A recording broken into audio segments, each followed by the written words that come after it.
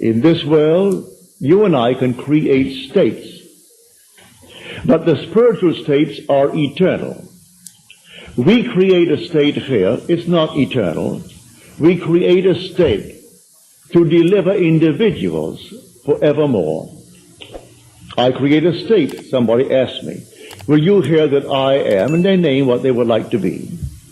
All right? So that I must create the state, knowing that he is now in a state that he dislikes.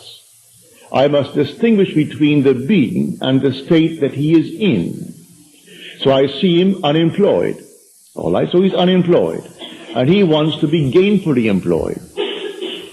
There's nothing wrong in that. So I represent him to myself as one who is gainfully employed, who has more than he's ever had before. To the degree that I am self-persuaded that he is what I have now imagined him to be, to that degree he will actually become it. I move him out of one state into another. But that state into which he fell remains for anyone to fall into it. And all can fall into it at the same time, for that matter. He's not the only occupant of the state of being unemployed. There could be millions being unemployed. And there could be millions who desire to be out of it. Many who are unemployed have no desire to be out of it. They prefer to be on welfare. That's their desire. Perfectly all right. But if someone desires to be gainfully employed and to leave the state of being unemployed, you and I can create that state. Well, how do I create the state? By using my imagination.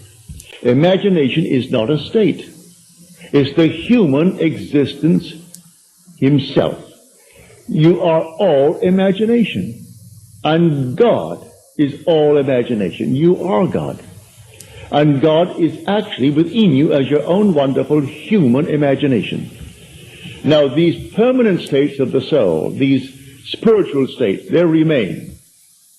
You and I pass through them towards our own redemption. But in the interval, we meet a friend, and the friend is in need of help. And the help is to move him out of a state. I can give him money, but as Peter said, silver and gold have I not for thee, but such as I have give I unto thee. And he creates a state, and takes the man from being a beggar, who's always begging on the corner, and puts him into a state where he jumps up with joy. He's now employed, not begging for money. So he didn't give him coins, he simply gave him a new state of consciousness. So I take you as an individual. I represent you to myself as the one that you would like to be. The one that I, if I were in your state, would like to be.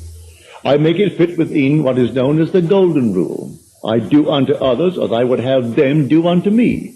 If I were in that state, would I like to be in some better state? Certainly. Well then, do it to another.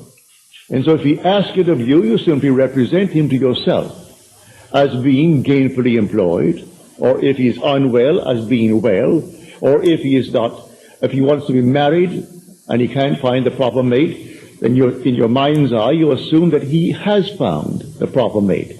Whatever it is that is a normal, natural request that is not in conflict with your own moral, ethical code. And you create a state. This state, then you lift your individual into that state. Well, how do I do it? I carry on a conversation mentally with that friend from the basis that he is in that state. He tells me how happy he is with his new job and how much he's making. I see him in my mind's eye radiant. Well then, am I self-persuaded that this imaginal act is a fact? Do I really believe in the reality of what I've done? Do I believe that imagining creates reality? I do. Well then, to the degree that I am self-persuaded, he becomes the embodiment of what I've imagined him to be.